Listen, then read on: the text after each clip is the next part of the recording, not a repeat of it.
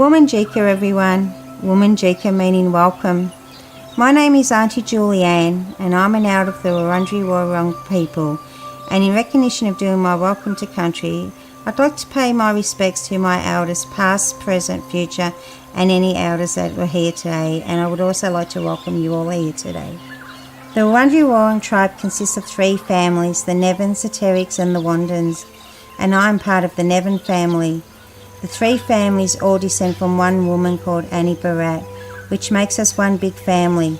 Annie Barratt is the youngest sister of William Barratt, a pioneer for Aboriginal people in the 19th century, fighting for equality and land rights. I'm here today to welcome you all to the land of my ancestors. We call the land within our tribal boundaries our country. The Kulin Nation, Kulin meaning man, is made up of 5 groups.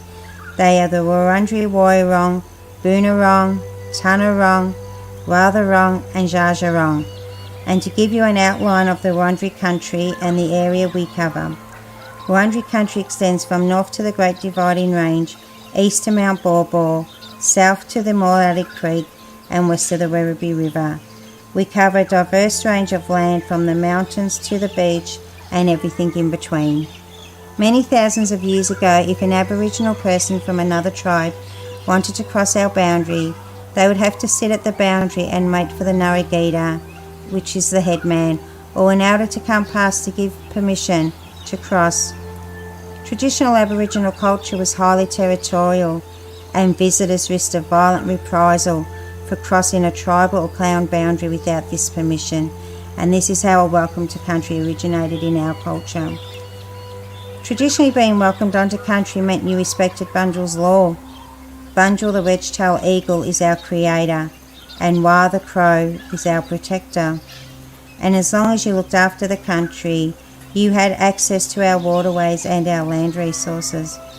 And when you enter our country, we ask that you respect our resources, our fauna, flora and water, as they are very special to us. And when you are ready to leave, we ask that you leave it the way you found it.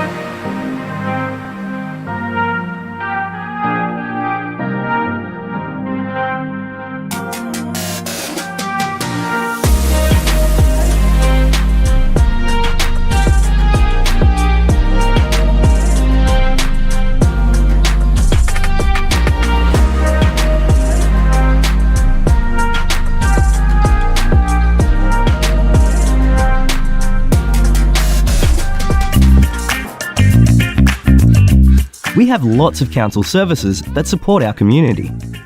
We support families with children, including health services for children and mums, vaccinations, playgroups, childcare, and kinder. We support young people in our community. Through events and activities, we have services that can support people with disability, older people, and carers and family of people with disability and older people. Our libraries support everyone in our community, help people learn new things, and are free to join. We support our community to have fun and be active through events and activities, sport, and recreation areas. We help look after our places and spaces, the environment, and local businesses. We have laws to keep people safe, to make sure buildings are safe, to make sure roads and footpaths are safe, to make sure our places and spaces are safe. We make sure everyone follows the law to keep our community safe and happy. Moonee Valley. It's a great place to live, work, and visit.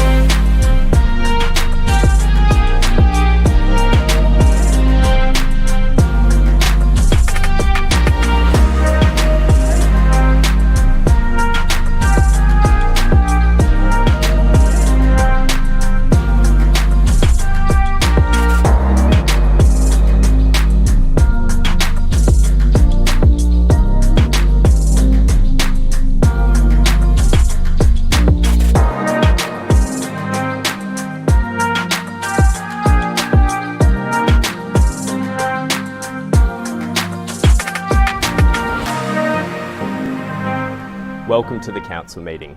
I'm Councillor Piers Tyson, Mayor of Moonee Valley City Council.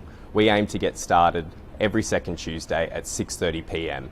However, sometimes there are some delays behind the scenes that we need to work through, and we appreciate your patience. You can have a look at our agenda online for all the issues that we'll be talking about tonight, and we look forward to seeing you soon. Thanks. So every second Tuesday we work through our council agenda, and what that means is working through things from procedural, day-to-day issues, financial reports, all the way up to the most important things in Moonee Valley, in Victoria or in Australia. And councillors can put up alternatives to that, can put up our staff officers' recommendation, and we can debate that and vote yes or no at the end of the day.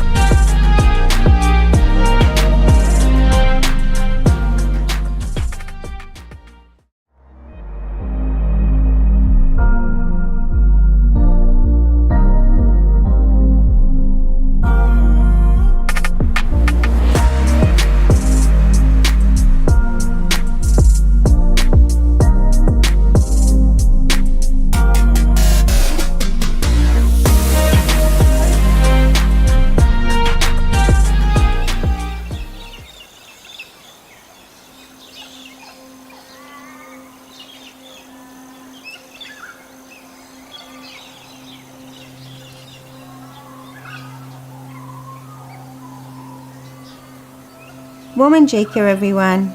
Woman Jika meaning welcome. My name is Auntie Julianne, and I'm an elder of the Wurundjeri Woi-wurrung people. And in recognition of doing my welcome to country, I'd like to pay my respects to my elders, past, present, future, and any elders that were here today. And I would also like to welcome you all here today. The Wurundjeri Woi-wurrung tribe consists of 3 families, the Nevins, the Terricks, and the Wandins, and I'm part of the Nevin family. The 3 families all descend from one woman called Annie Barratt, which makes us one big family. Annie Barratt is the youngest sister of William Barratt, a pioneer for Aboriginal people in the 19th century, fighting for equality and land rights. I'm here today to welcome you all to the land of my ancestors.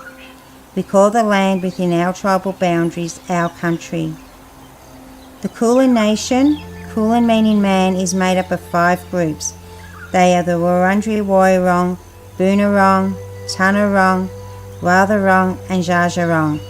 And to give you an outline of the Wurundjeri country and the area we cover. Wurundjeri country extends from north to the Great Dividing Range, east to Mount Baw Baw, south to the Moretti Creek and west to the Werribee River. We cover a diverse range of land from the mountains to the beach and everything in between. Many thousands of years ago, if an Aboriginal person from another tribe wanted to cross our boundary, they would have to sit at the boundary and wait for the Narragadah, which is the headman, or an elder to come past to give permission to cross. Traditional Aboriginal culture was highly territorial, and visitors risked a violent reprisal for crossing a tribal or clan boundary without this permission, and this is how a welcome to country originated in our culture. Traditionally, being welcomed onto country meant you respected Bunjal's law. Bunjil the wedge-tailed eagle is our creator, and Wah the crow is our protector. And as long as you looked after the country, you had access to our waterways and our land resources. And when you enter our country, we ask that you respect our resources, our fauna, flora and water, as they are very special to us. And when you are ready to leave, we ask that you leave it the way you found it.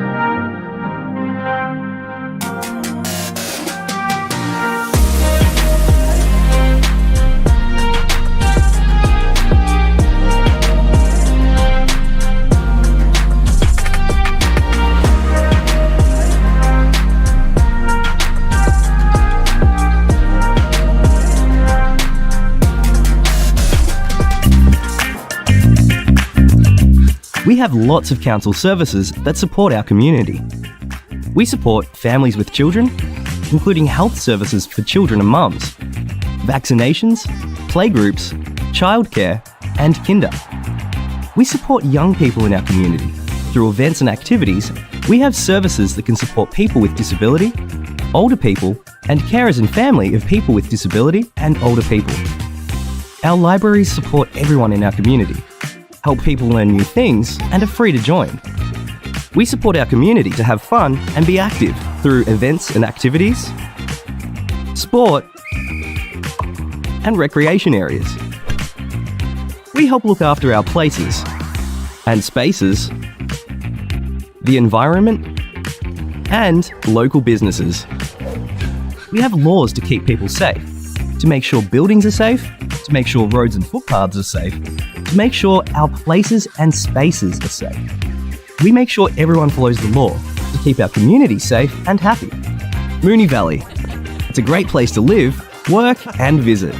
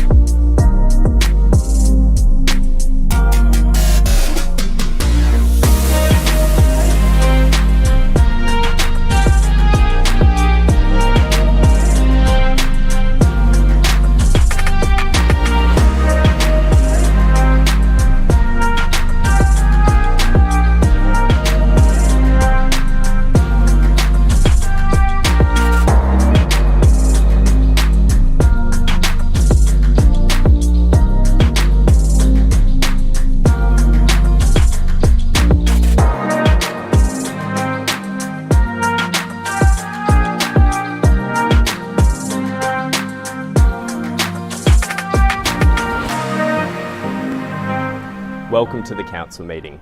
I'm Councillor Piers Tyson, Mayor of Moonee Valley City Council.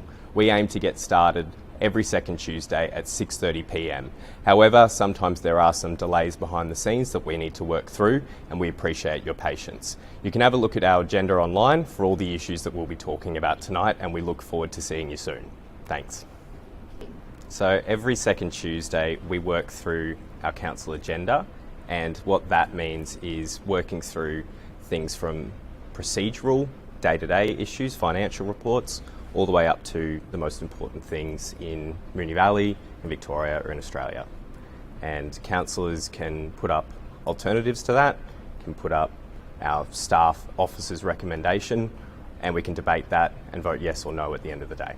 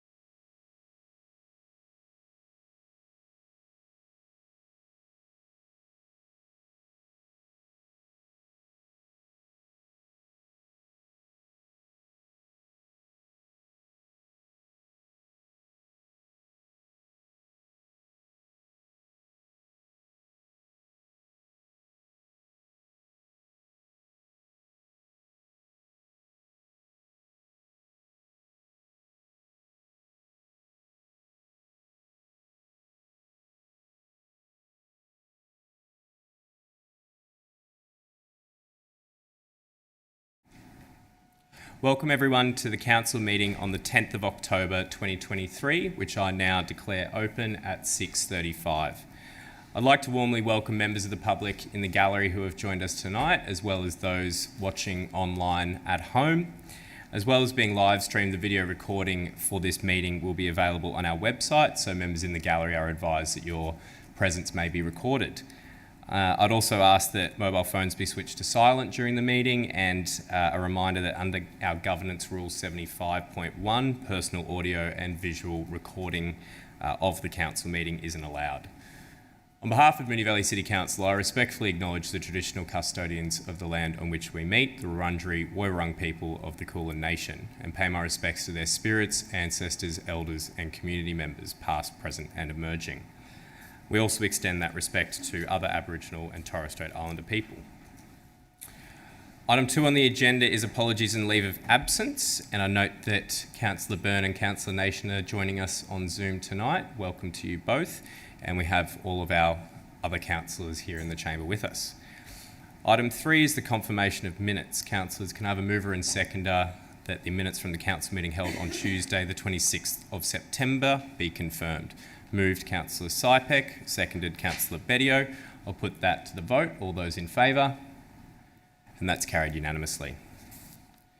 Item 4 is declarations of conflict of interest. Does any councillor have a conflict of interest on any item tonight?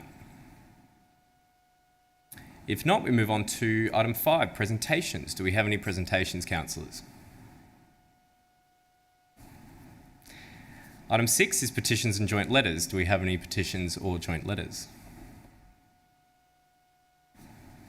Making very good time tonight, councillors. Item 7 is public question time, and we've received 9 this evening.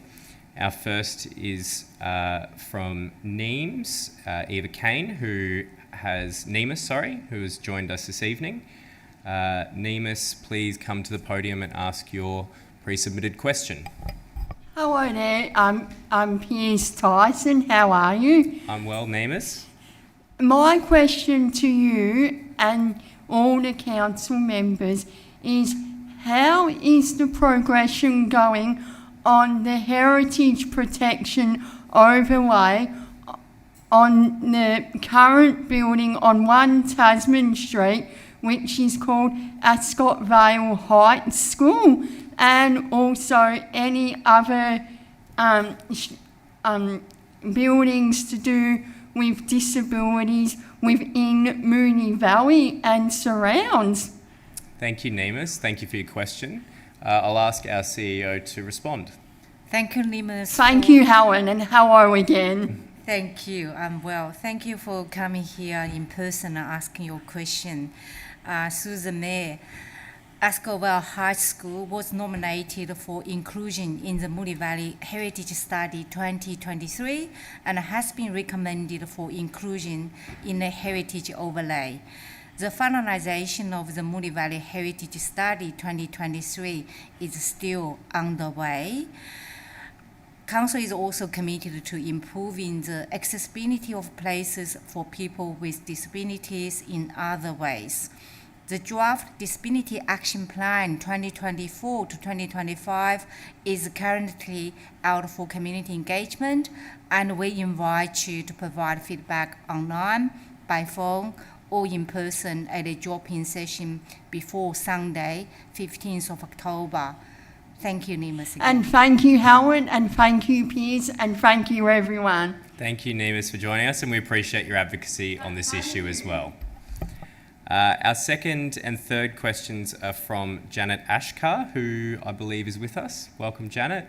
Please come to the podium. My first question, regarding the Bradshaw Street Reserve in Essendon, may we please let our dogs off the lead at scheduled times, for example, before 8:30 a.m. and after 5 p.m. Thank you. Shall I read my second question? Happy to, because it is a related question. Yeah. Please feel free to read the second one, and then we'll ask our CEO to respond to both.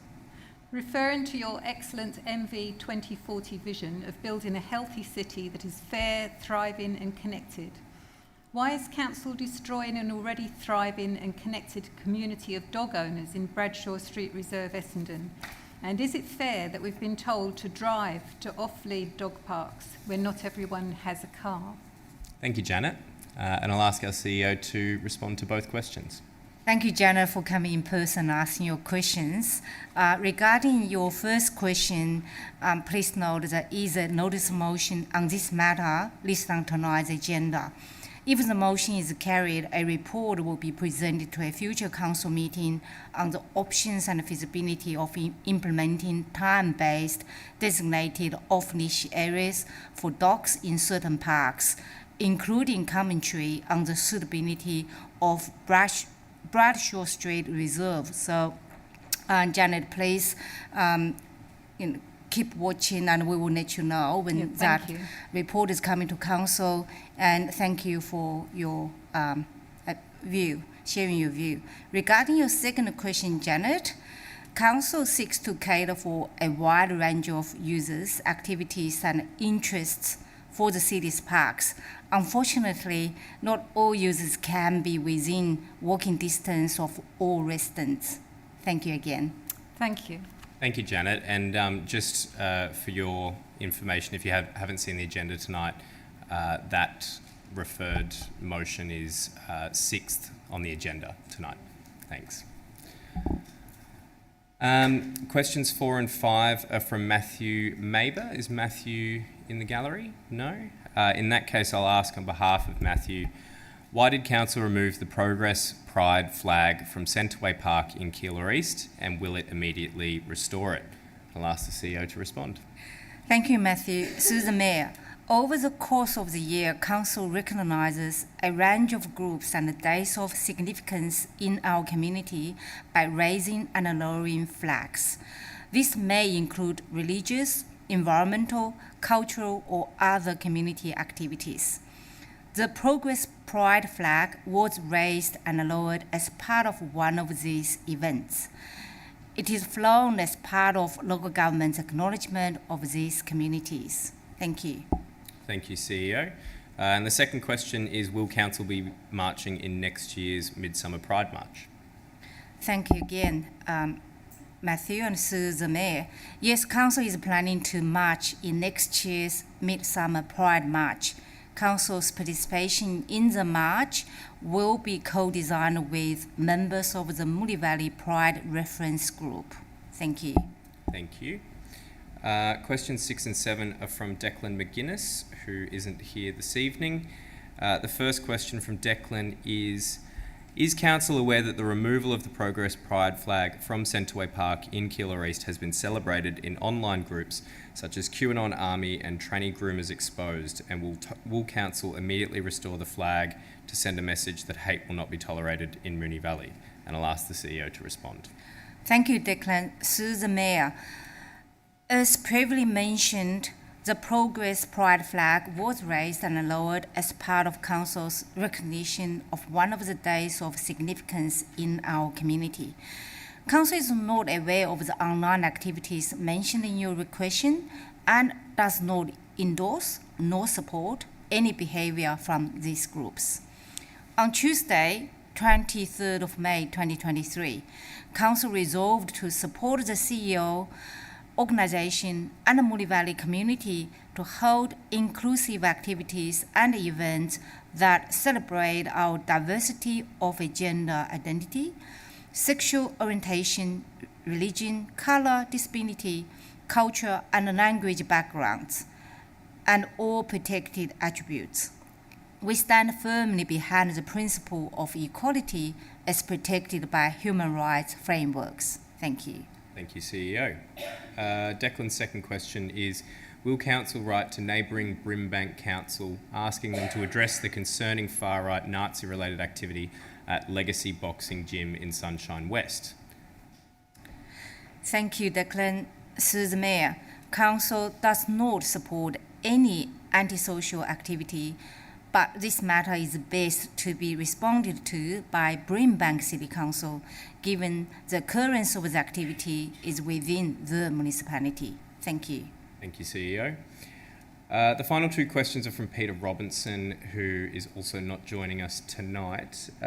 Peter's first question has been disallowed, though, in accordance with the Governance Rule 61.8.3 as it relates to a subject matter already answered.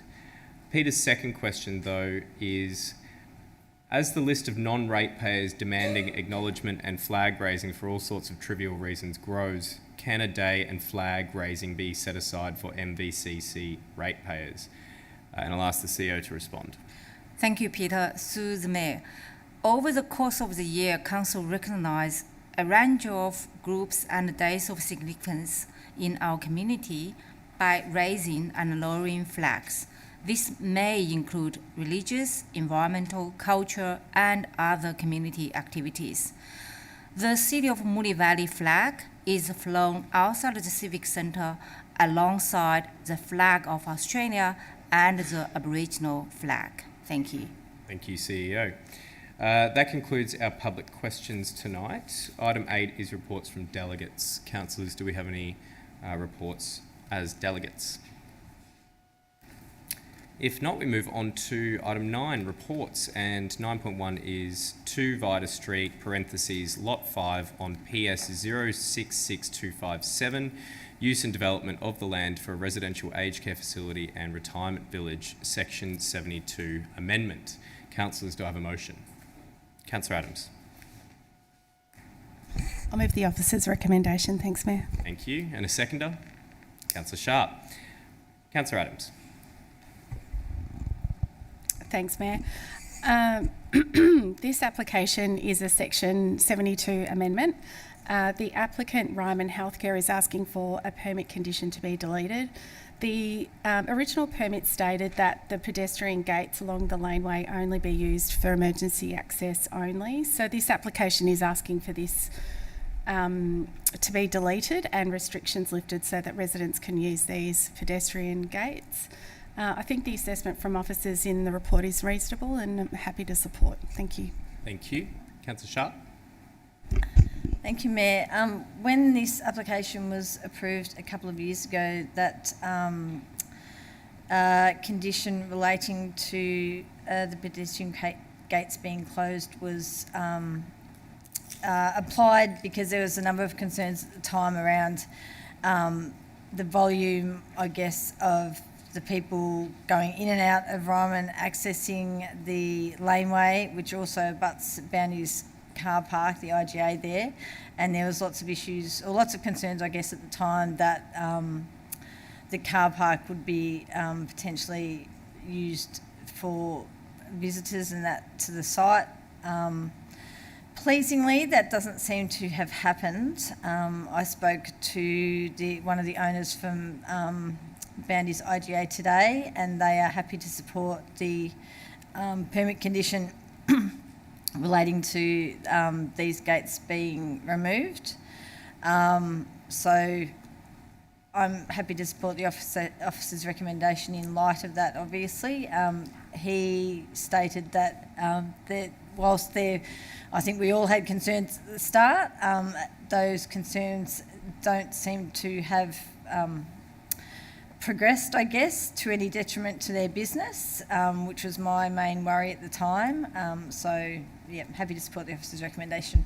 Thank you. Thank you, Councillor Sharp. Would any other councillor like to speak? Councillor Nation.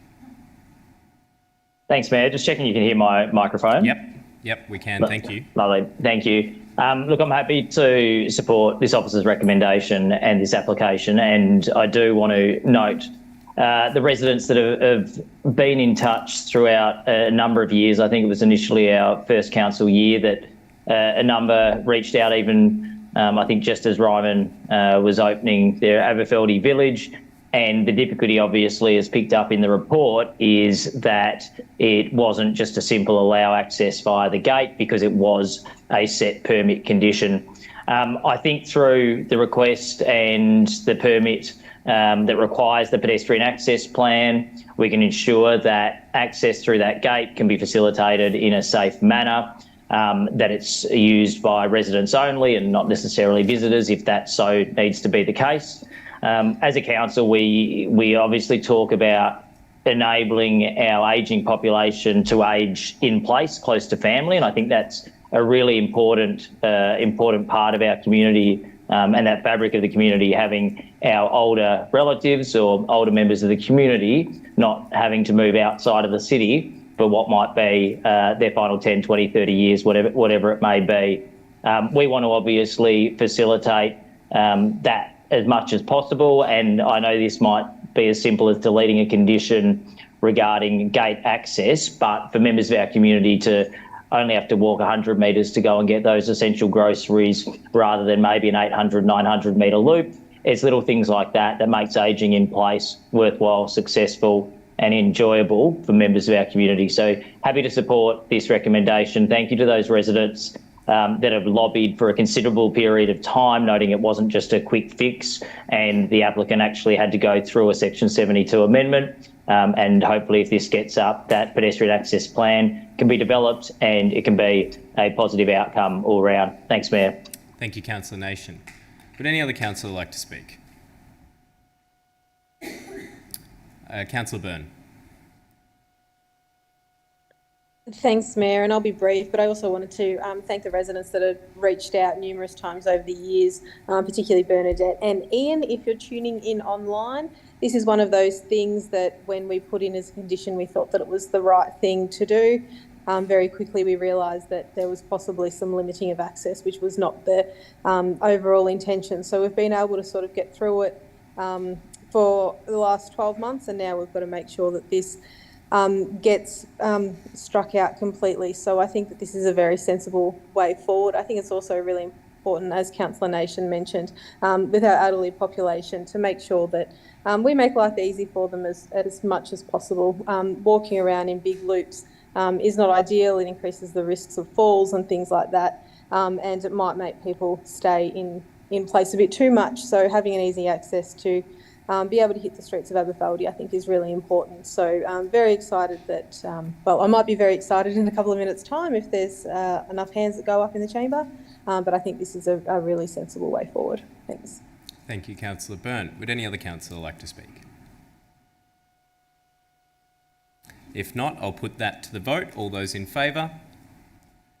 And that's carried unanimously. Item 9.2 is community standards for signage in sports grounds and reserves, consultation update. Councillors, do I have a motion? Councillor Bedio. Thanks, Mayor. I'd like to move that Council resolves to A, note the findings of the community engagement for the community standards for signage in sports grounds and reserves, in brackets attachment 2. B, not progress a planning scheme amendment at this time.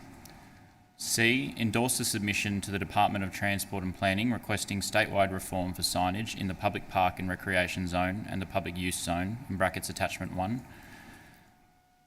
D, note that the updated community standards for signage in sports grounds and reserves, in brackets attachment 3, will be utilised under such time there is statewide reform, with the following amendments on page 2 under the section location.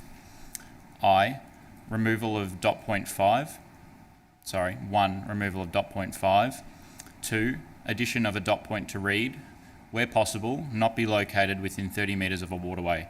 However, where this is impractical or other locations for signage are not available on the ground, signage may be permitted within 30 metres of a waterway, but must meet the following requirements in accordance with Schedule 1 to Clause 4203 of the Moonee Valley Planning Scheme, in brackets significant landscape overlay. Dot point, signage on the rear boundary fencing facing the waterway corridor should be visually transparent from the waterway. Next dot point, the design materials and colour must be appropriate to the landscape setting. 3, final sentence added to read, officers may take into consideration equity principles, native habitats, conservation areas and areas of ecological or Indigenous cultural significance when determining any reasonable allowance for the suitable location of signage. Thank you, Councillor Bedio. Can I just confirm in D that the previously distributed under, I think you read out page 2, was an intentional change? Yep, thank you.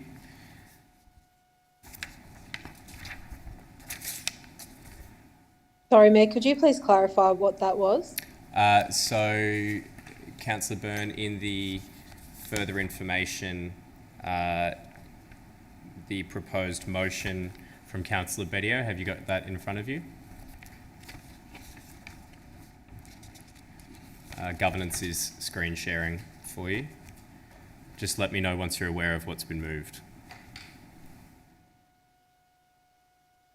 Sorry, I'm just trying to work out what the change was from what the... So it's just where it has been highlighted by governance.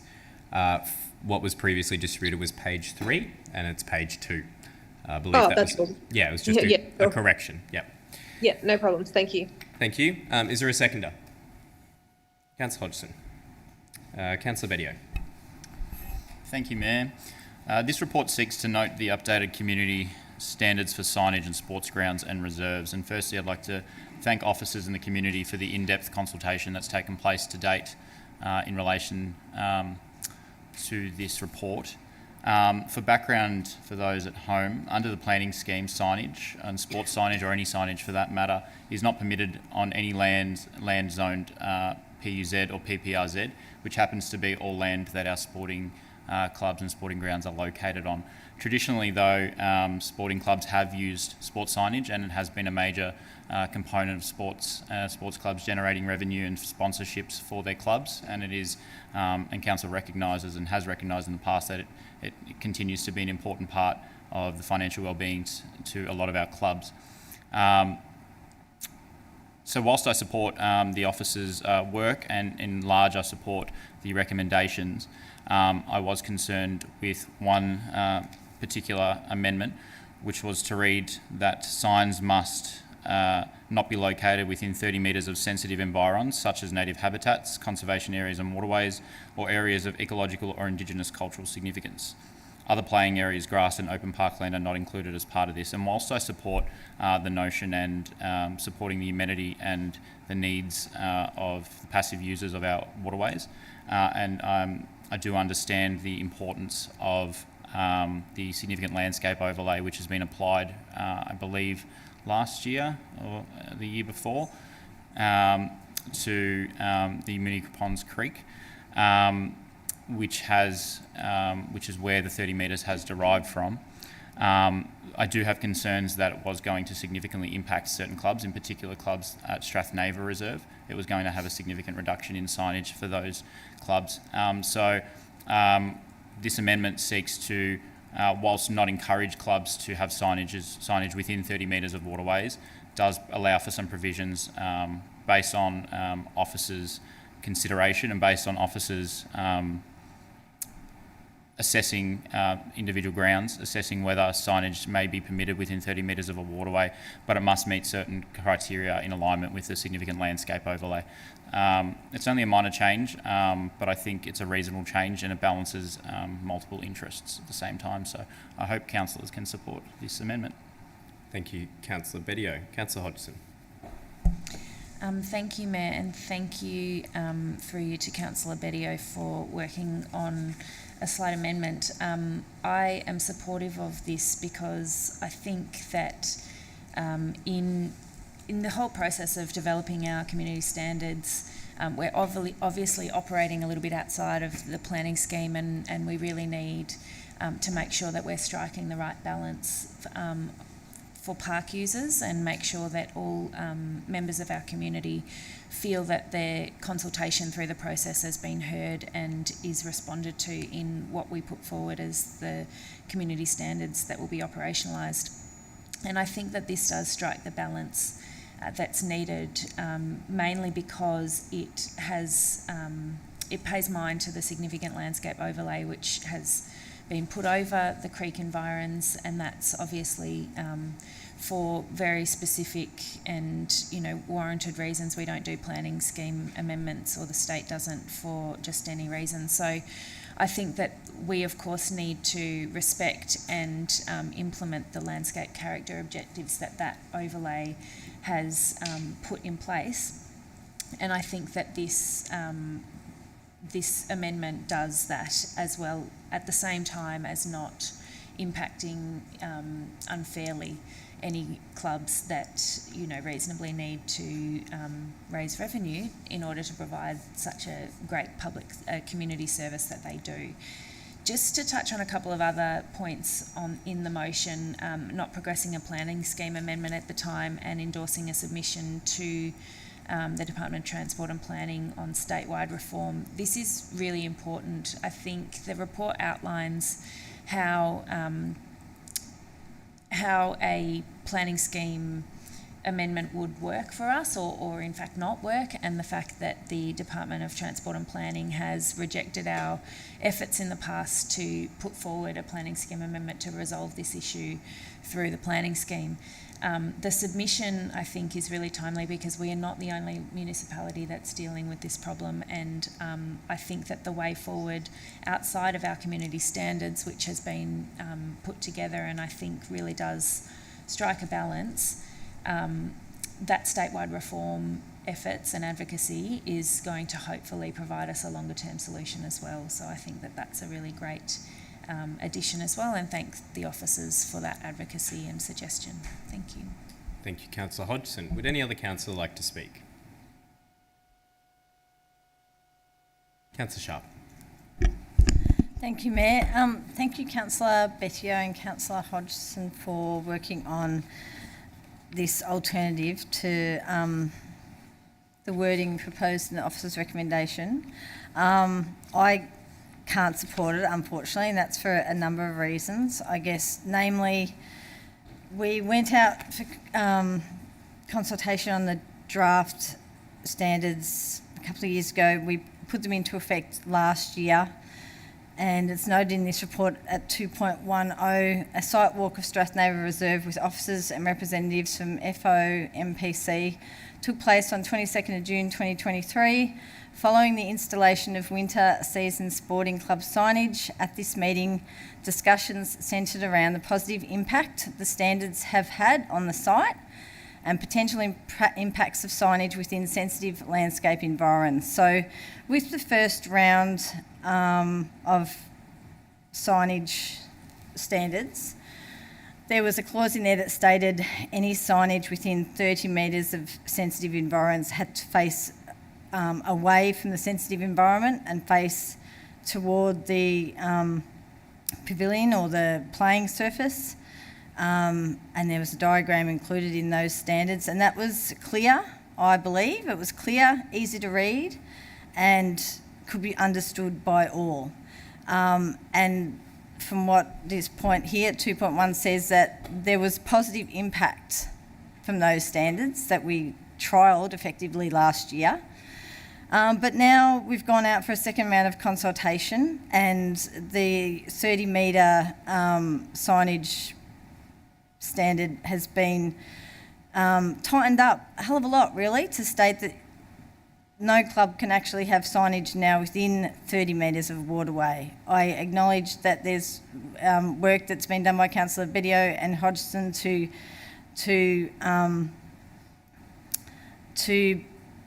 be able to potentially work within 30 metres, so that signage can actually work within 30 metres of the waterway. But for me, I don't know why we always have to seem to tighten the screws on our community clubs, that all they're doing is providing a service for our community, for our kids and for our adults to play sport. And no matter whether we like it or not, signage is a part of that because it's how they raise funds.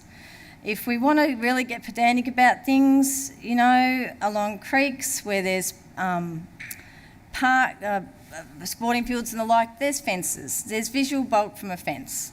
So if there's visual bulk from a fence, what extra visual bulk is there going to be from a sign that's attached to the fence that faces away from the sensitive environment? Councillor Sharp, your time has expired. Would you like an additional 30 seconds? 30 seconds, please, Mayor, yes. Right. So basically, I can't support anything that is going to negatively affect particularly one club down at Strathnaver, but I think this will have flow-on effects that I'm concerned with. And like I said, our first lot of wording was clear, concise, and everyone could understand it, and according to this report, had a positive impact. Why on earth we have to go and tighten the screws even further and stop clubs from being able to put up signage is beyond me, and I can't support it. Thank you, Councillor Sharp. Would any other councillor like to speak? Councillor Isa. Thanks, Councillor Bettio, to Councillor Bettio and Councillor Hodgson for putting this forward. It's been a classic scenario, local government, where we've got two competing interests of different community groups. And we have been working really hard for the past 3 years to try to weave our way through that. The consultation that we've just done really highlighted the divergence of views. We had, if people want to read the comments in the back of that consultation report, we've got comments that say clubs should be allowed to promote sponsors on any size banners anywhere in the reserves without any restrictions, and we've got comments that say the complete opposite of that, which is that sporting groups should not use public land for advertising. So we've really been trying to work out how to resolve this conflict between two very extreme positions, and we've got a planning scheme that itself takes a very prohibitive and extreme position, and it has been difficult for us to respect all of the different views, but I think what we're trying to do here is respect the planning scheme, respect the sensitive landscape overlay and the sensitive landscapes, respect the views of residents, and also respect the need of clubs to raise some money. We're trying to come at something that creates an equitable playing field for all clubs, some of which have fences, some of which don't. So there is a range of diverse circumstances in which clubs are trying to navigate these rules.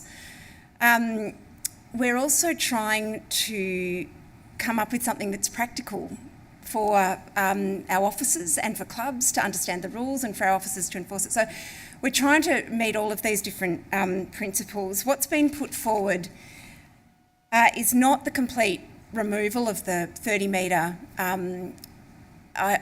sort of buffer, which comes from the SLO. It's a softening of it, such that we're asking for clubs to respect that wherever possible, and only where it's not possible to put signs anywhere else, we're willing to soften that slightly with some conditions and qualifications that mirror the provisions in the significant landscape overlay.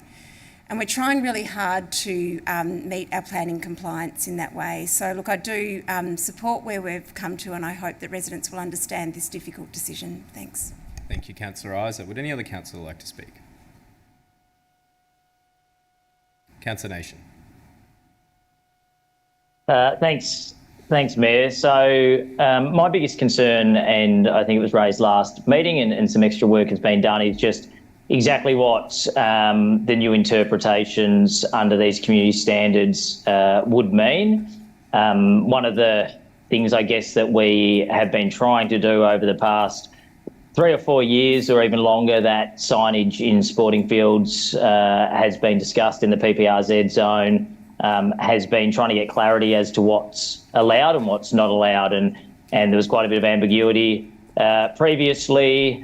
We obviously had to put a moratorium on, and the first community standards have been in place, and then with this next set of community standards, I guess for me the biggest question was the interpretation of the Indigenous cultural sensitivity, or the areas of Indigenous cultural significance. We obviously know that the Maribyrnong River is an important waterway in our Indigenous history.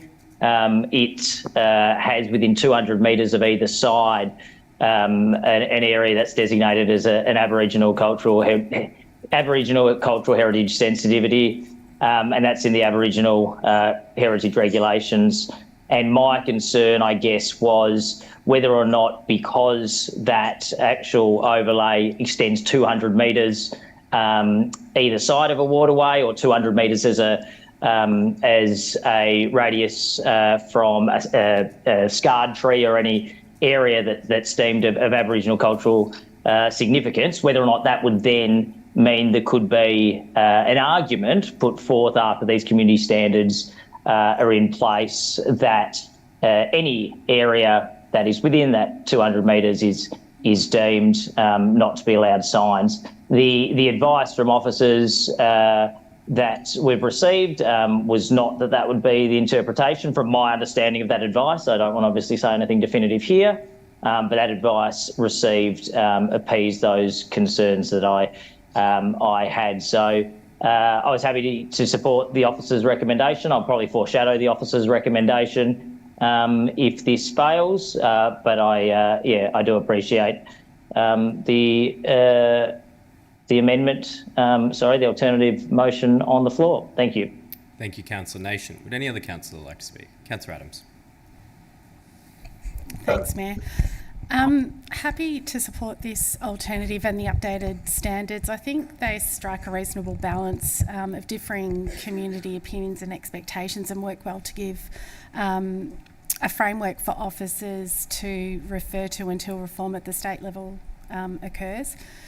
With regard to signage at Strathnava, I just wanted to address that. I think officers have gone to great lengths to use their judgment and strike a balance there. And I know as a councillor group, we've also supported the purchase and installation of a digital scoreboard at Strathnava that can be used for advertising. So hopefully that goes a long way to help the clubs at Strathnava to pursue sponsorship opportunities. I also support not progressing a local planning scheme amendment due to the major expense this would incur. Signage in sporting grounds is a statewide issue, as others have commented on, that all councils are sort of grappling with, and I'm in favour of council advocating for statewide planning scheme reform. Thank you.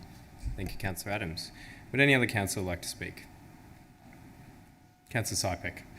Thank you, Mr Mayor.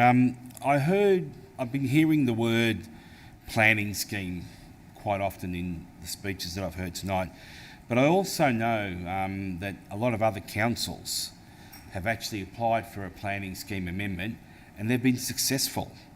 And then they have absolutely there is no doubt about what the planning scheme is in their council. There's no grey areas. As much as I understand what Councillor Bedio has put up here, it all sounds very good and I probably support most of it, but the part that I don't support is not progressing with a planning scheme amendment. A planning scheme amendment would give Moonee Valley certainty. It would give us no grey areas. It would give us black and white to exactly what was going on. And to say that not to progress is because it's cost prohibitive, well, how many times have councils been accused of wasting money on silly things? This is not a silly thing. This is a contentious issue. Just like my colleagues have said, that we have two separate views here, and to get certainty here, the only way we can get certainty is through a planning scheme amendment. What we're doing here is we're just giving guidelines, grey areas, and I don't think it's going to stop here. I think there's going to be a lot more conflict, there's going to be a lot more arguments over about signs or what should be included, what shouldn't be included. But with a planning scheme amendment, it would give us certainty. And my disappointment is that we're not going to progress this due to cost inhibition.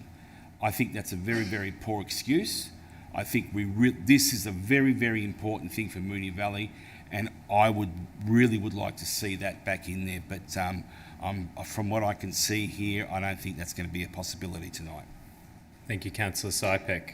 Councillor Byrne, would you like to speak?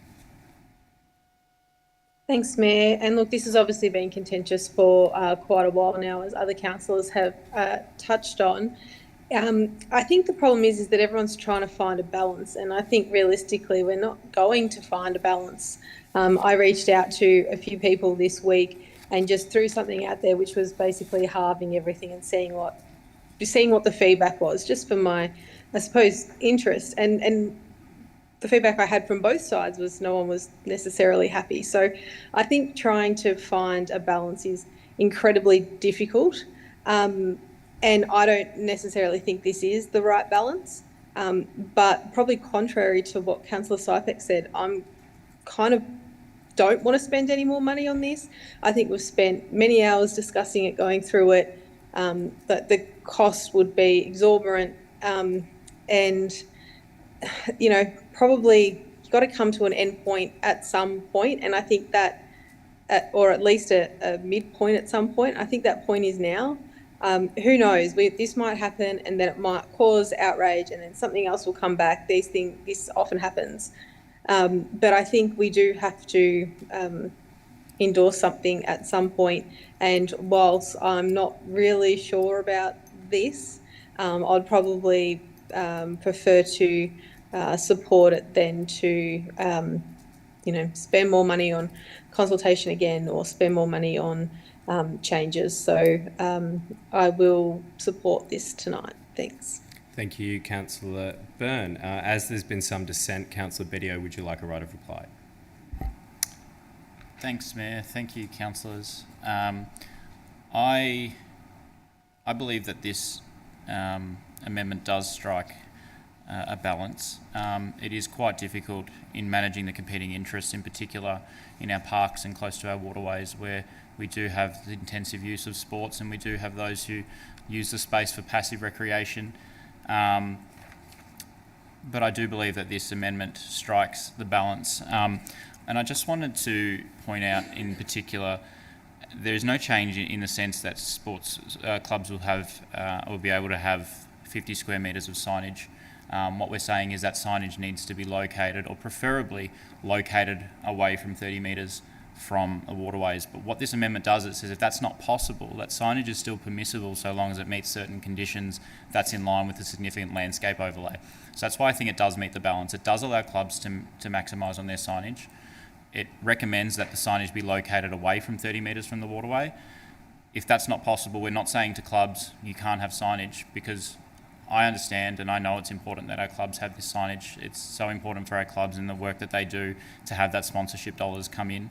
But what it does is it puts some conditions on that I think are fair and reasonable, that's in line with the planning scheme, and that ensures greater amenity and greater enjoyment for those passive users of the Mini Ponds Creek or any of our waterways in particular.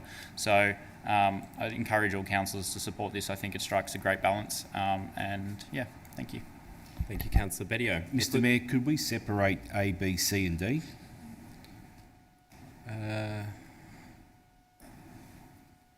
Councillor Sypek, I'll consider your request shortly.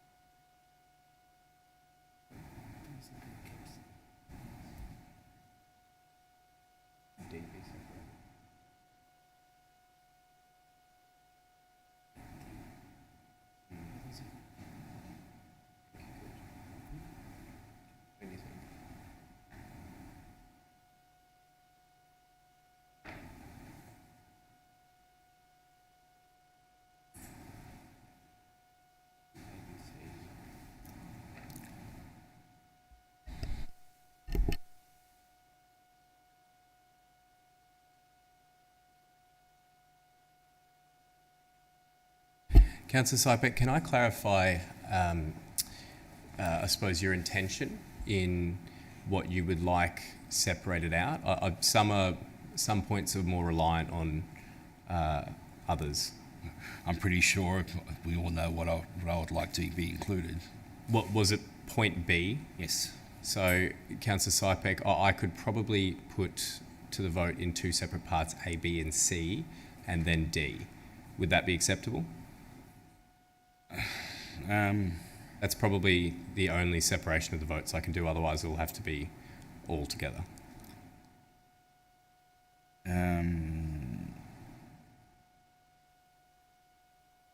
Just do it all together then. Thank you.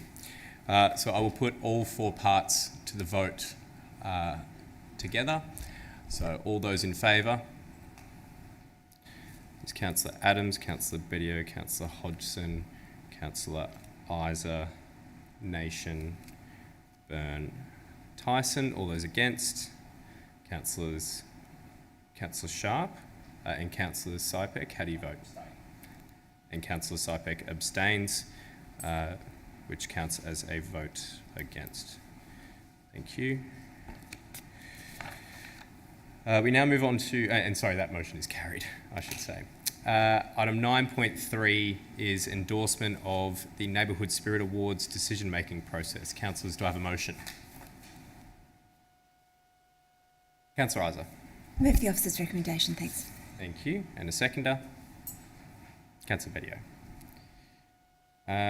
Councillor Isa. I've got nothing to say, thanks. Thank you. Councillor Bedio. Nothing to say, thank you, Mayor. Thank you. Would any other councillor like to speak to this motion? Councillor Hodgson. Mayor, just quickly, I'll just note that I'm pleased that this change recommended by the officers doesn't actually change the makeup of our panel that assess the Neighbourhood Spirit Awards, which includes the current and immediately previous Citizens of the Year, and I thank those members of the community who have been Citizens of the Year for their participation in the recent past. I think that the recommendation just makes it a little bit easier for that participation to occur, so I'm happy to support it. Thanks. Thank you, Councillor Hodgson. Would any other councillor like to speak? If not, I'll put that to the vote. All those in favour? And that's carried unanimously. Item 9.4 is Council's submission on the National Housing and Homeless Plan Issues Paper. Councillors, do I have a motion? Councillor Isa. Move the officer's recommendation, thanks, Mayor. Thank you. And a seconder? Councillor Hodgson. Councillor Isa, would you like to speak to the motion? Yeah, we'll talk to this one, thanks. Thank you very much to the officers who've put together this submission to the National Housing and Homeless Plan Issues Paper.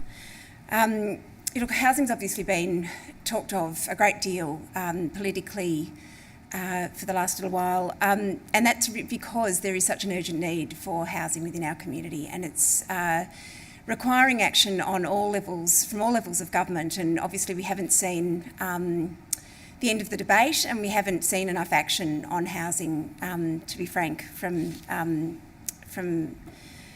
all levels of government to date. So this particular submission from Council puts forward 36 recommendations from the local government perspective. It's within a context, and I've just put out some of the stats from the paper that I think are really interesting. So of all private and public rental properties, our figures have 1.6% being affordable. Housing stress is impacting a quarter of renters, so 25%, and almost 10% of owners.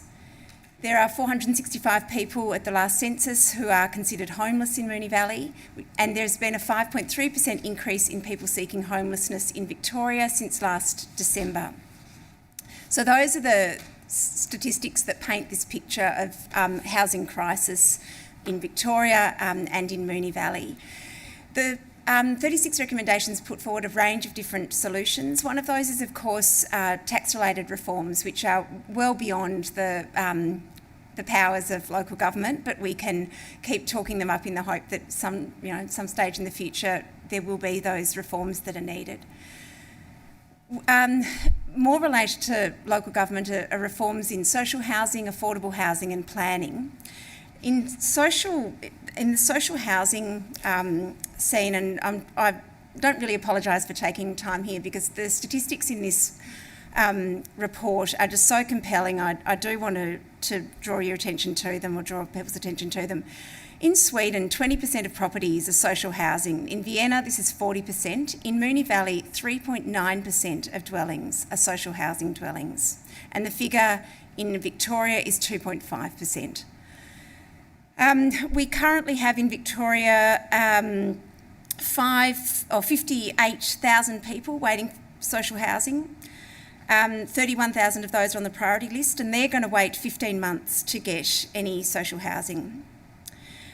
Research shows that private rental properties are not affordable to people living on social support payments, which is why we need social housing, which is subsidised housing.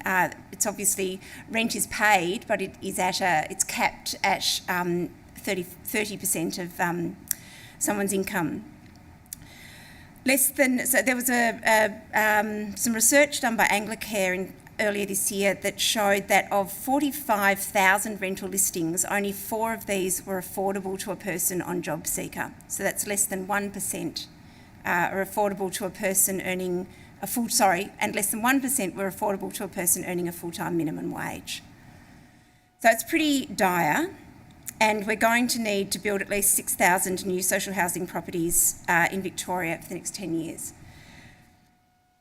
So efforts needed in social housing, affordable housing is also, those statistics speak to the need for affordable housing. At the local government level, there's obviously been some talk about the planning reforms that are needed to get this housing supply happening. MAV has done a bit of work to show that the logjam's not so much in the planning application stage, it's actually in the construction stage. Most councils have approved the vast majority of applications that have come to us, and it's actually getting those houses constructed that where the issue is. We've also got land banking. Currently across Australia, there's 13 years of new supply just being banked in vacant land. So, and there are other planning system reforms that can act as incentives for developers, mandatory affordable housing contributions, inclusion rezoning and floor area uplift that we are also advocating for in this. If you're interested in the topic, I highly recommend looking over the paper. Thanks. Thank you, Councillor Isa. Councillor Hodgson, would you like to speak? Thanks, Mayor. And look, I think from Councillor Isa's comments, it's clear that this is, such an important issue, and it's a great moment that, there's a lot of funding coming from the federal government on this issue, because I think anyone, who works in public policy, as we all do, knows that secure and stable housing is really at the root of all good public policy, and it's an issue that, as Councillor Isa has mentioned, we're in crisis in at the moment. In the city of Moonee Valley, we're a reasonably well serviced area, so it's quite almost criminal that we have such a low amount of social housing, because you can build houses on green land, but that doesn't provide the same opportunities, and housing is a right, and everyone has the right to live somewhere that's close to where they, can get adequate services, employment and all other things. So it really is an imperative for all metropolitan municipalities to be able to increase the amount of housing available for residents and potential future residents. It's obviously one of the fundamental needs of humans. In the pyramid of needs, housing is right at the bottom, and I think I just wanted to thank the council officers who have put together such a well-researched paper and provided us with an opportunity to really maximise the funding that's available at the moment. Thanks. Thank you, Councillor Hodgson. Would any other councillor like to speak? Councillor Bedio. Thanks, Mayor. Look, I'll be brief, and I just wanted to remind councillors as well and the community that obviously there's that constant concern that's brought about for the concerns for overdevelopment. But I think we also need to remember here in the chambers that any time that we're concerned of overdevelopment, or we knock back a development for overdevelopment, we're potentially taking away someone's future home, and we desperately need that development. So I just wanted to put that out there. Thanks, Mayor. Thank you, Councillor Bedio. Would any other councillor like to speak? Councillor Nation. Thanks, Mayor. Thank you to officers for putting together this submission, noting it's due, I think, on the 20th of October, so it's been a quick turnaround. I really hope this document, this submission for us is a start and helps guide our advocacy journey in this space. We obviously, I've been on record numerous times talking about our big miss with the Flemington housing estate, or at least stage one of the big build down on the Debney Park estate, where we we aren't. The state government is spending millions and millions and millions of dollars. Yes, increasing the number of dwellings down there in the walk-ups, but unfortunately reducing the number of habitable bedrooms. And obviously this submission points to the fact of how many people are waiting to access public housing. And I think that's been a real miss for us. It's been a real miss in the Wingate estate. Again, the number of habitable rooms, it's not even a 10% increase from the last time I checked. So it's something we need to be conscious of, particularly with the recent announcement that in the next 10 years, the high rises look to be redeveloped, and we need to ensure that any redevelopment, the city obviously advocates to increase the capacity of people to live on site. I thank Councillor Bedio for mentioning the importance of ensuring there is diverse housing stock. Often at times the developments we knock back are those that are a little bit higher, a little bit bigger, and have a little bit more number of dwellings there. They tend to be the cheaper properties in our city because a one-bedroom apartment is obviously cheaper than buying a house. Finally, just wanted to note in terms of affordable housing, there are a number of schemes, and it would be great for residents who may be lucky enough, and I know some around the chambers are, to be in a position to offer a house out to rent. There are schemes that you can get involved with, particularly with the affordable housing, where you can offer your own rentals properties for under the market price. And I think that's something we really want to encourage residents to tap into, because if we don't get residents carrying the load, as well as all levels of government, then there will never be a solution, or there won't even be inroads to a solution. So thank you, officers. Hopefully this is the start, and hopefully this will help guide our advocacy journey in this space to deliver some outcomes. So Moonee Valley is a place where everyone can live, not just those who are on a good income or are well off or who have inherited wealth. Thanks, Mayor. Thank you, Councillor Nation. Would any other councillor like to speak?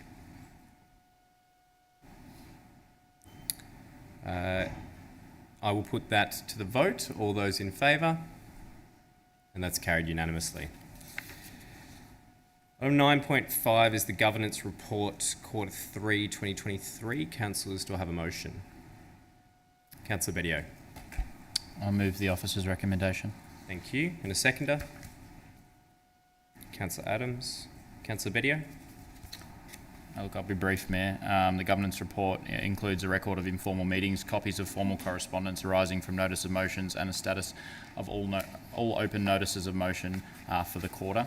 And it's available, I believe it's made available to read on our website. Thanks, Mayor. Thank you. Councillor Adams.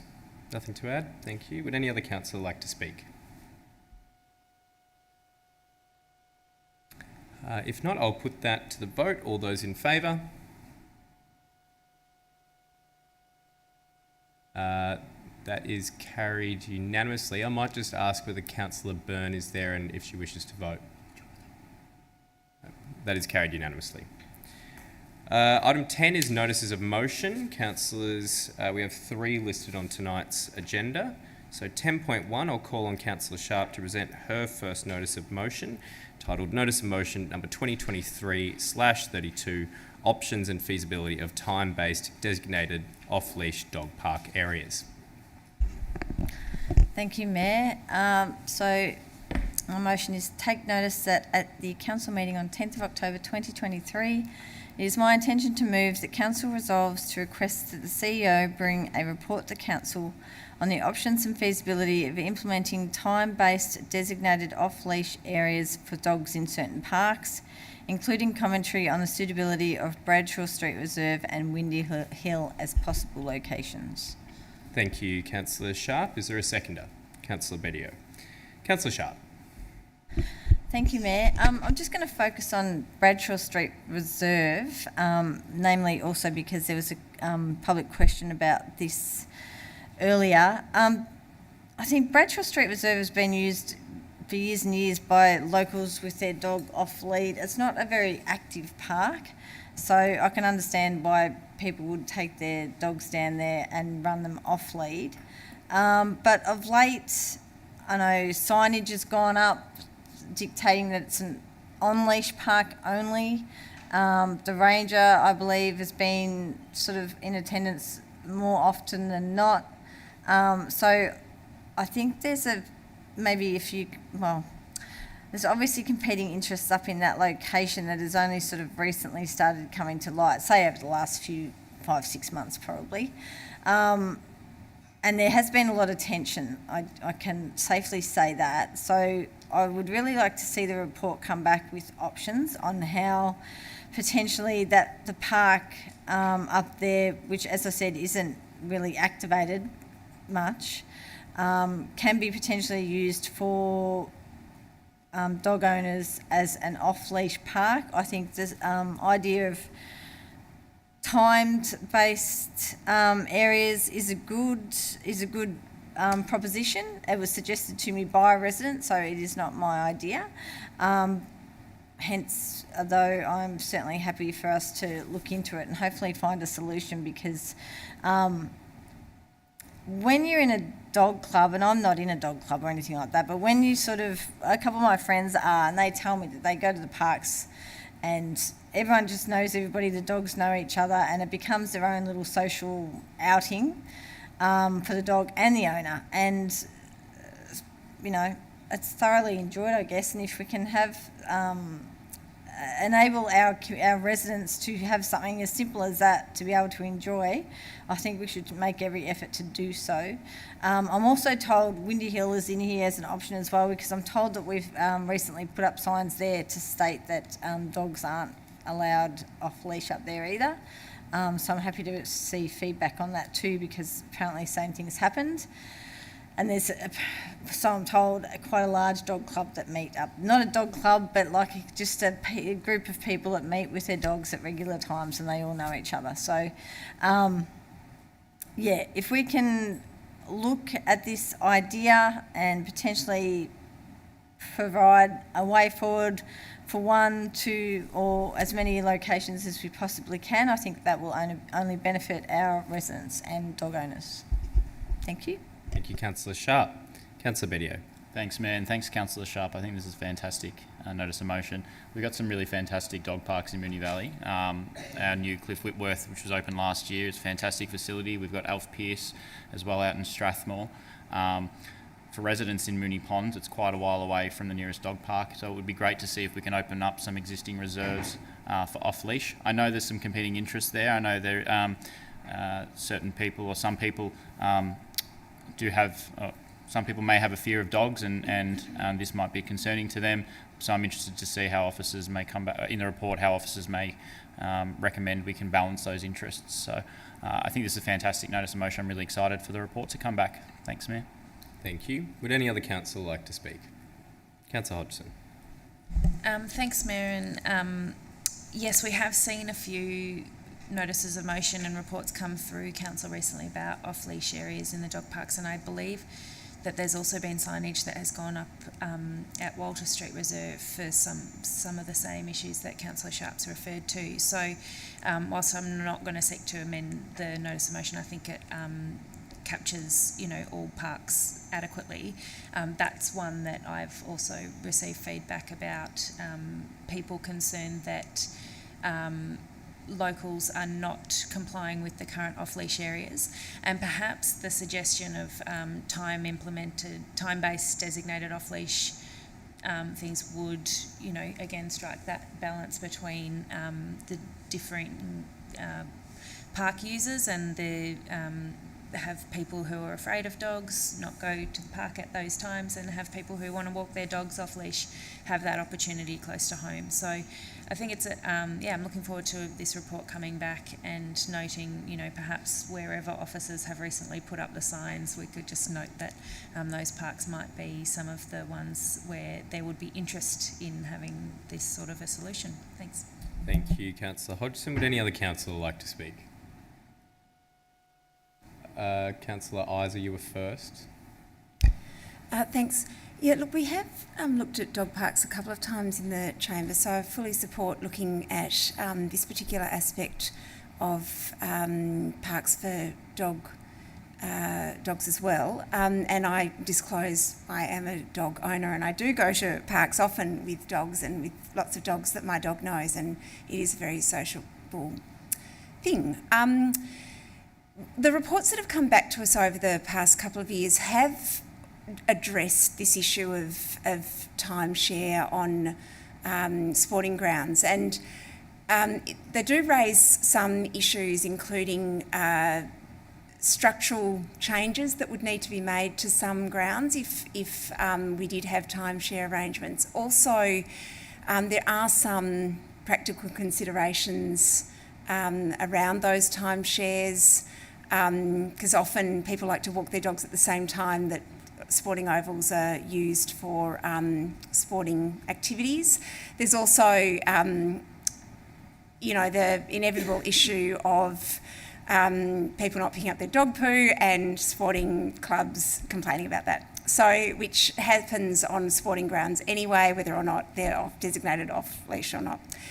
So, look, I absolutely fully support getting some more information about these particular grounds, as well as more broadly, as Councillor Hodgson referred to, sort of more broadly, the concept in general and how we might be able to make use of these open spaces in a way that allows for some shared use in the future. Thanks.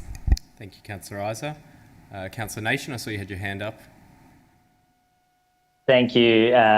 Thanks, Mayor. Look, I'm more than happy to speak in support of this this motion, and I think it does look at a bit of a different angle to some of the motions that I've supported in Chamber or brought through the Chambers in regards to dog parks or off-leash dog parks, as opposed to off-leash, off-leash areas, which is what we're ultimately looking at here. I think it's really important that as a city, if we are pushing the 20-minute neighbourhood through our 13 neighbourhoods in MV 2040, that we look at equity of access to different sorts of facilities, and one of those is the access to having an area that people can take their dogs and let them run off leash, and a couple of the sites that Councillor Sharp mentioned when moving this motion and speaking to the motion. Bradshaw Reserve is in the MV 2040 neighbourhood, Niddrie/Essendon West. It isn't technically Essendon West, but that's what we call it. It doesn't have an off-leash dog area. And similarly, the area in Windy Hill, it doesn't have an off-leash dog area either. Yes, Cross Keys is nearby, but it's caught up in another neighbourhood. So it would be really good if we could ensure some equity across the city. We do have a number of off-leash dog areas, Aberfeldy Park, JH Allen, part of Boeing Reserve, part of Cross Keys, AJ Davis, Fairburn Park, Spring Gully Reserve, Thompson Street Reserve and Travancore Park. So there are some options, but as we heard from the question asker previously, obviously not in her 20-minute radius, there isn't an option to walk to. I just obviously also want to pick up on the point that, yes, signs may have gone up and ranges may have been on site. The rangers are only doing what's in the local laws, which is up to us to control. So I don't want to at all devalue the work the rangers are doing, whether or not we agree with it or we agree with the approach of putting up signs. Technically, that is the rules. They're only doing their job and enforcing what they need to do. So it's on us as a council that if we don't think that's the right thing, to change the local laws or through, like this notice of motion Councillor Sharp is bringing, to allocate more off-leash areas. The group at Windy Hill have been going for some time. I lived in Ardoch Street for a considerable period of time, and it was an excellent group to be involved in, even though my dog wasn't allowed off a leash, and nor was anyone else's, but they may have been. So I think the benefits that these sort of groups, areas can bring to the immediate community is really positive. So I definitely will support looking into more of these, and in particular Bradshaw Park. Just remembering they can't be within 15 metres of a playground. There is a playground at Bradshaw Street Reserve, so it would just have to be that southern end of the reserve. Thanks, Mayor. Thank you, Councillor Nation. Would any other councillor like to speak? Councillor Adams. Thanks, Mayor. Not much further to add. I've enjoyed listening to the commentary and agree with all councillors. It is a really complex issue, and trying to find sort of the balance between conflicting interests and stuff, but I'm sure that there is a way that we can move forward through this. So really looking forward to receiving a report from officers. I'll also add to the list in Buckley Ward, Buckley Park as well. We have received some requests from residents around Buckley Park to have an off-leash area, so with a time restriction, obviously. So looking forward to a report coming back. Thank you. Thank you, Councillor Adams. Would any other councillor like to speak?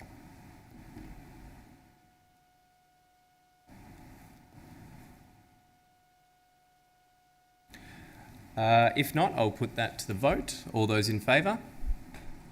And that's carried unanimously. We now move on to Councillor Sharp's second notice of motion. Notice of motion number 2023/33, intensification of housing within Buckley Ward. Thank you, Mayor. At the Council meeting on 10th of October 2023, it is my intention to move that Council resolves to A, note the recent announcement made by the Victorian Government relating to the intensification of housing within Buckley Ward. B, note structure plans have been adopted, supported by the community and resulted in appropriate planning controls for both activity centres, Keilor Road, Niddrie and North Essendon. C, write to the Premier, Deputy Premier and Minister Pearson requesting 1, an explanation as to the reasons behind this decision. 2, how intensification of housing within these structure plan areas will benefit the community. 3, whether the current planning controls will remain or be changed as a result of the designation of these 2 activity centres in the housing statement. 4, when improvements to the North Essendon junction will be made, considering there have been recent accidents and deaths at this intersection. And 5, a meeting on site at the North Essendon junction with all relevant Victorian Government stakeholders. Thank you, Councillor Sharp. Is there a seconder? Councillor Nation? Councillor Sharp. Thank you, Mayor. So this motion has come about because the week before last, the then Premier Andrews made an announcement relating to the intensification of housing across Metro Melbourne. And in that housing statement, as it has become known, there are 10 activity centres that are earmarked for more intense housing. And out of those 10 activity centres, 2 of them are within Moonee Valley and both of them are within Buckley Ward pretty much. So it's really disheartening for me personally to even comprehend how on earth we as Moonee Valley can now have to battle with having 2 activity centres earmarked out of the entire Metro Melbourne for more intense housing. So some of the answers that I want to know are why this decision, I guess, was made. It's pretty blunt, why this decision was made and how intensification of housing will actually benefit the community. Also, obviously, we had structure plans endorsed a number of years ago for both of these activity centres, and in those structure plans, which took a number of years to formulate, there's certain planning controls. The whole community got behind the formulation of both of those structure plans at the time, and you know, it wasn't an easy process. It was a damn awful process, to be honest with you, and that's why I push back every time we try and look at Buckley Ward for housing in that regard, because I still seriously have PTSD from the issues that happened back then when we were trying to put these activity centres together, the structure plans in these activity centres together.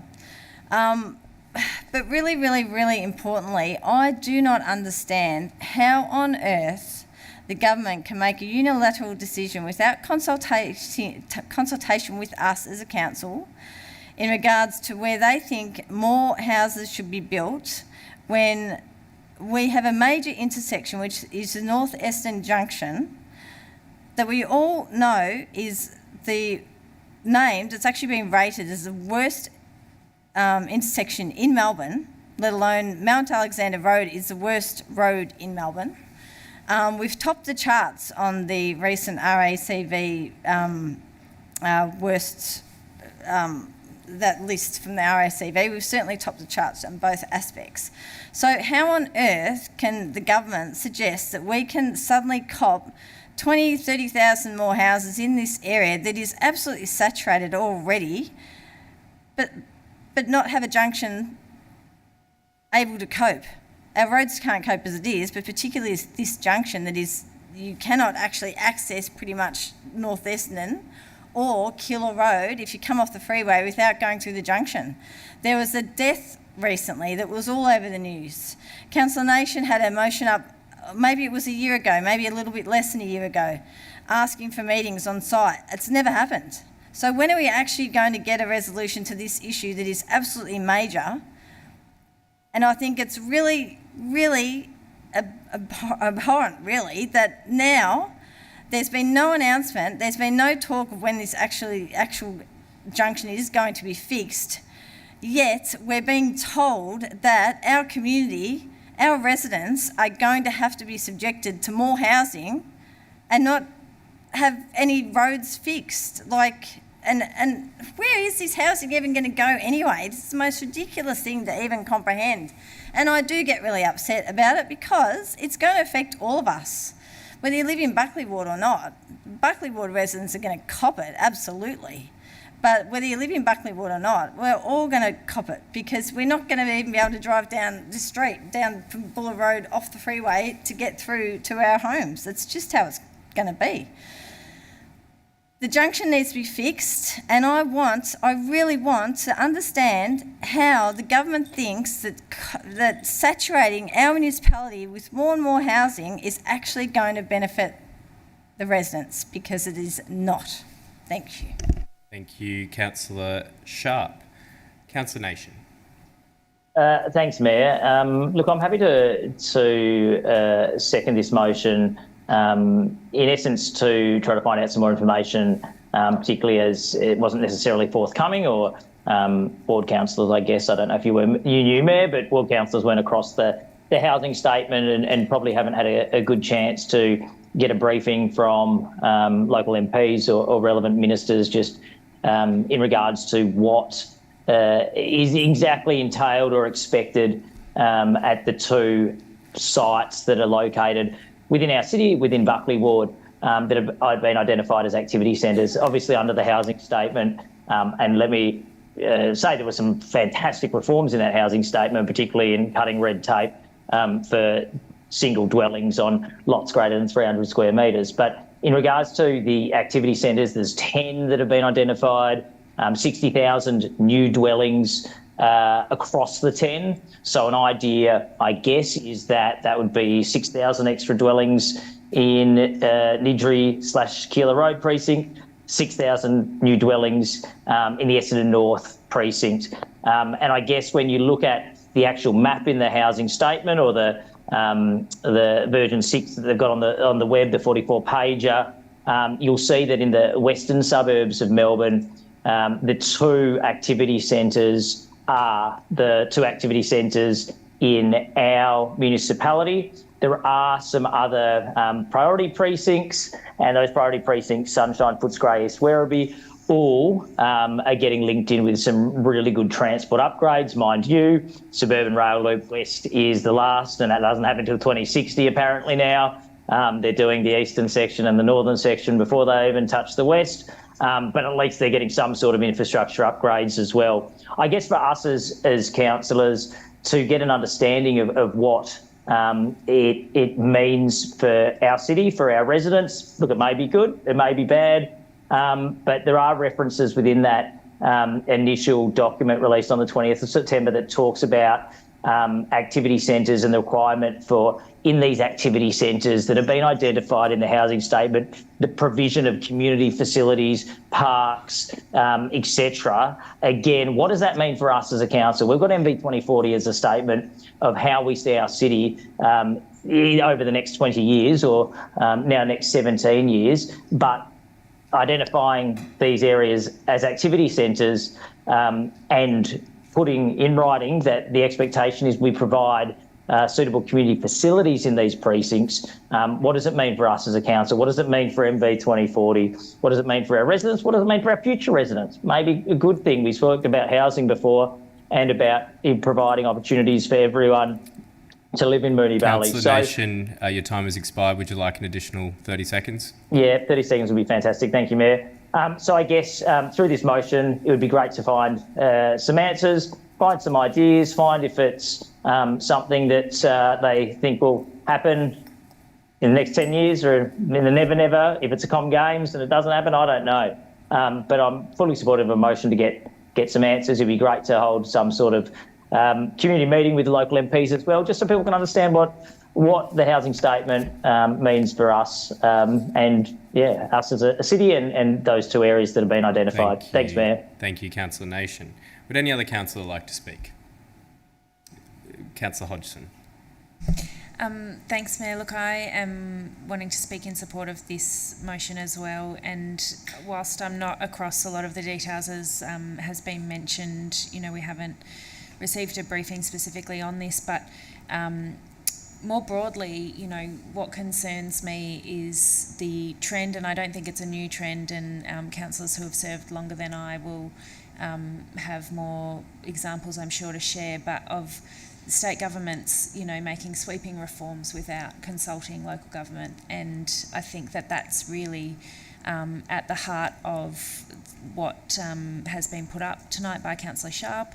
And I'm fully supportive of making sure that, you know, there've been many opportunities, and just previously we discussed the council submission on the National Housing Strategy, where we get an opportunity to input before decisions are made, and then there are examples like this one where it's a little bit after the fact, and that's really disappointing. So I think as much as we can do to make it clear that our input is incredibly valuable to these types of decisions, the more the better. And, you know, that goes for those the advocacy that we've been trying to do around North Essendon Junction as well, but, you know, just broadly to those decisions that are made by the government without talking to the people who know the community best and might be able to alert policymakers to some unintended consequences. Thanks. Thank you, Councillor Hodgson. Would any other councillor like to speak? Councillor Isa. Thanks, Mayor. I just wanted to speak really briefly about one small aspect of this, which is in fact the fourth and fifth points about the intersection. Because I spoke to someone who raised a really good point, and now's as good a time as any just to, I guess, pass that along to anyone who might be participating in any meetings, which is that at the intersection, at the one that where Lincoln Road and Keilor Road and Buller Road all join, there's an interesting phenomenon where the pedestrian crossings are set back just slightly from the entrance to the roundabout, such that there are lights that cars stop at to let pedestrians cross, and then they cross over those lights, but immediately there's the intersection. And it's actually, so I was speaking to someone from the RSCV about this, and it's actually a really unusual feature of an intersection, and there's thought that that is one of the potentially quite easy fixes that might be able to improve the way that this functions, so that cars aren't distracted from stopping for the roundabout because they're stopping at a preliminary point for pedestrians. So anyone who is meeting up with stakeholders perhaps might like to raise that particular issue to see whether there's been some assessment of that and whether that might be something that's worth looking into. Thanks. Thank you, Councillor Isa. Would any other councillor like to speak? Councillor Sypeck. Thank you, Mr Mayor. I speak to support this notice of motion, but I fear it's going to go nowhere. I fear we're going to get some answers, but we're going to get no solutions. And just like Councillor Katrina said, the state government's doing sweeping reforms throughout the state, but they're not consulting local government. And once again, as Councillor Sharp said, this roundabout in North Essendon, and I happily named it called the Bermuda Triangle, because once again, things happen there and there's just never seems to be any answers whatsoever. But then on top of that, they want to pile more homes, more units, everything. But there's nothing there to support that extra housing in Moonee Valley. And it's not just in these structure plans or in these zones that they've identified. It's going to be right across the city of Moonee Valley. It's going to be right across the whole western suburbs. Mark my words, all this extra housing is going to be in the western suburbs. And what do? They put all this pressure onto us, but they don't provide us with any infrastructure. And like that ghost station in Airport West, that never seems to happen. You know, this is what I'm talking about, Mr. Mayor. This is the pressures that they put on the West, but they provide us with no answers. We are going to get answers to this, but we're going to get absolutely no solutions. And the only time we're going to get solutions to any of these problems in the West is when the West becomes marginal. When the West becomes marginal, that's when you'll see change in the West, Mr. Mayor. Thank you, Councillor Sypek. Would any other councillor like to speak?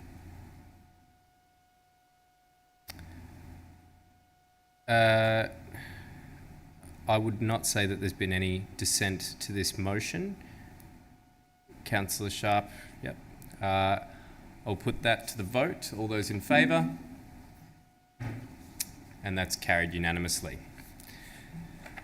The final item on the agenda this evening, within notices of motion, is Councillor Isers, and so I'll ask her to present her notice of motion titled Notice of Motion number 2023/34, Housing Statement, Flemington. Thanks, Mayor. I'd like to move that Council resolves to A, note the State Government's recent housing statement and plan to tackle housing supply in Victoria and the associated planning reforms that will impact the local government sector and particular sites within Moonee Valley, including Flemington. B, undertake advocacy in response to the housing statement that highlights 1, impacts on Council's resources, 2, impacts on Council's existing strategic planning, including planning for Flemington, 3, requests for clarity regarding Council's role in planning decisions transferred to the State Government, 4, requests for ongoing consultation and partnership with Council on strategic planning affecting our local communities, 5, the pressing need for an increase in public and social housing stock in Victoria and the opportunity to increase the percentage of public and social housing through the redevelopment of the Flemington housing estate, 6, the infrastructure and open space needs of residents in Flemington as detailed in submissions to the planning panel for the existing DPO for the Flemington housing estate. 7, the importance of new homes being built to the highest possible ESD standards. And 8, the importance of keeping all existing residents of the Flemington housing estate up to date with clear information about relocations and timelines, and to keep these residents' needs at the centre of decision making with respect to the estate.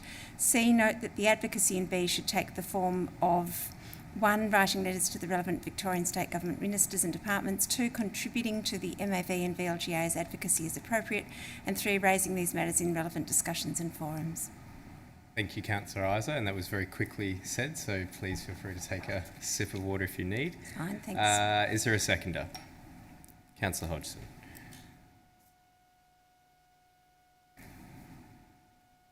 Councillor Iser. One of the things that's included in our submission to the National Housing and Homelessness Plan Issues paper is that Council welcomes the recent announcement as part of Victoria's housing statement to redevelop the high-rise towers at Flemington. However, Council also urges the Victorian Government to increase the percentage of public housing on the estate and work closely with those impacted.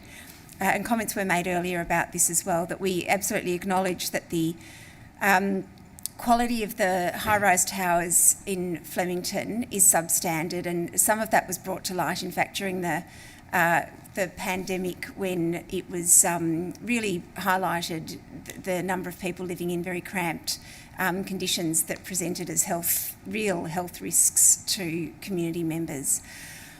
So, look, I know that the community is really pleased to hear that the quality of housing is going to be continually improved at the Flemington Housing Estate. Look, I'm at the housing estate once every couple of weeks, and I try to use the stairs as much as possible because it's so often that the lifts don't work, and I just like to, I guess, get a real picture of the conditions that people are living in, and it's, you're traipsing up pretty awful stairs, smelling of urine and vomit, and they're cold and hot, and it's really pretty terrible. So I really welcome a rebuild of the estate, as residents do. I do know that some residents are worried about being relocated away from the hospital precinct. They live very close to the Royal Children's Hospital and the Royal Melbourne Hospital, and loss of that proximity is of concern, particularly elder and more vulnerable residents. And I know that some families are absolutely longing to get into some places that have some open space and gardens. So there's a range of different responses from residents, but it's something that we welcome. However, as part of that,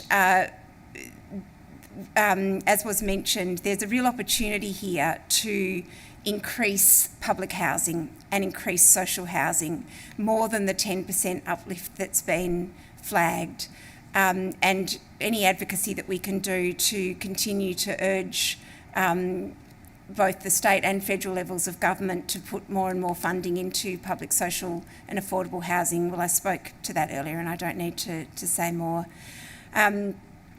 The other point I just wanted to raise here is that in 2017, Council did put a considerable effort into submissions for the development plan overlay that is part of our planning scheme for the Flemington Housing Estate. And as part of that submission and the panel process, there was a whole lot of expert assessment on open space needs, on wind impacts, on parking and social infrastructure needs. So we have put a lot of effort into trying to make sure that the redevelopment of the Flemington Housing Estate really meets the needs of residents, and I don't want that to be lost as we move forward. The Minister is now the responsible authority for the site, and we've got the development plan overlay as part of our planning scheme, and just hoping that we can keep reminding relevant state government departments of the work that was put into that from all parties, including from the state government. Just so much work went into to that in 2017. And my final point there is really the point 8, the importance of keeping existing residents of the Flemington Housing Estate up to date with information so they know what the timeframes are and are not caught by surprise, but also keeping their needs as the key concern in all of this and keeping them at the centre of all decision making. Thanks. Thank you, Councillor Isa. Councillor Hodgson. Thank you, Mayor. I don't have much to add, and I just wanted to, express my appreciation that housing has featured so strongly on tonight's agenda, and the passionate advocacy that all councillors around the table have shown for this critical issue for our community. Thanks. Thank you, Councillor Hodgson. Would any other councillor like to speak?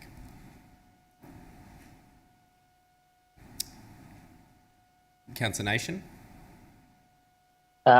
Thanks, Mayor. Look, happy to speak in support of the motion. I guess for me, and it was raised in the last item before us, that there's probably, I know personally, maybe some other councillors in the room that aren't across all the detail of the housing statement for such a broad, sweeping change of legislation, proposed change of legislation and policy. The 44-pager doesn't really give that much detail. So while I'm happy to support this motion and that all that advocacy under point B, I guess for me at some stage, and it might be through a notice of motion or through the Mayor's arrangement, trying to get a briefing or some understanding or officers' interpretation of what the housing statement means, so we as a group of councillors know what we can advocate for. I'm sure all the points there, the 8 points, are all things that align with council policy anyhow, but it might be that on a review of the housing statement, that officers pick up some other implications that may fall on our city to address. Transport impacts is one that we probably need to look at some stage. So hopefully, we can get a debrief from ministers, from local MPs, maybe from officers, if they can source the information. So at least myself, maybe not other councillors, you guys might already have it, but just get an understanding exactly what the implications will be for the city. But happy to support this motion and concur with Councillor Hodgson that some really important topics have been addressed, and hopefully we keep them at the forefront, particularly when it comes to helping advocate and shape our city for the next 17 years for us in MV 2040, but obviously there and beyond. Thanks, Mayor. Thank you, Councillor Nation. Would any other councillor like to speak? Councillor Bedio. Thanks, Mayor. Now, just in relation to the housing statement, this is something that I've just thought about, and I'm not sure whether it should be an amendment or not. But I do have queries in relation to the development contributions overlay, noting that the housing statement does put forward some changes to planning controls where the minister becomes a responsible authority for certain developments. And so I was just going to ask whether we could adjourn for a short period so I could quickly discuss with colleagues. Yes, thank you, Councillor Bedio. I'll adjourn the meeting for 4 minutes until 8:15 for the purposes of you considering your amendment. So we'll come back then. Thank you.